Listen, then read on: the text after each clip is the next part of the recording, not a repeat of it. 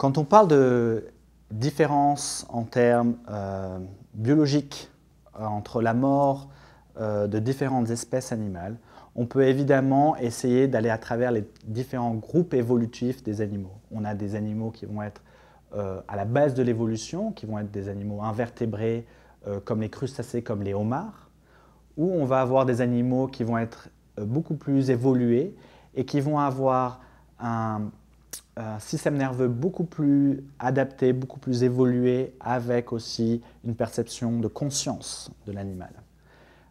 Évidemment, tous les concepts de douleur ne sont pas les mêmes et on a une échelle de perception de la douleur pour tous ces animaux.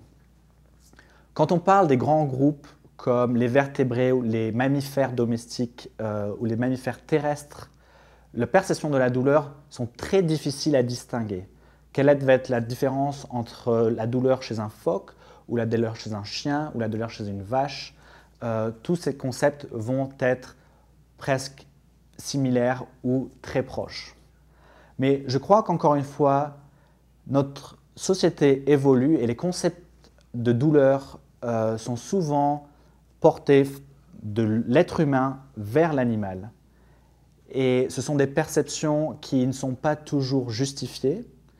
Je crois qu'au lieu d'essayer de penser comment un animal ressent la douleur, je crois qu'il faut tourner la question vers comment l'homme, en tant qu'homme, traite l'animal.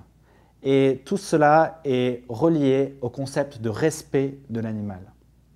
À partir du moment où l'homme utilise un animal pour son propre intérêt, il doit afficher un certain respect pour cet animal, essayer de le traiter de façon appropriée et de minimiser toute souffrance qui n'est pas nécessaire dans la vie de l'animal.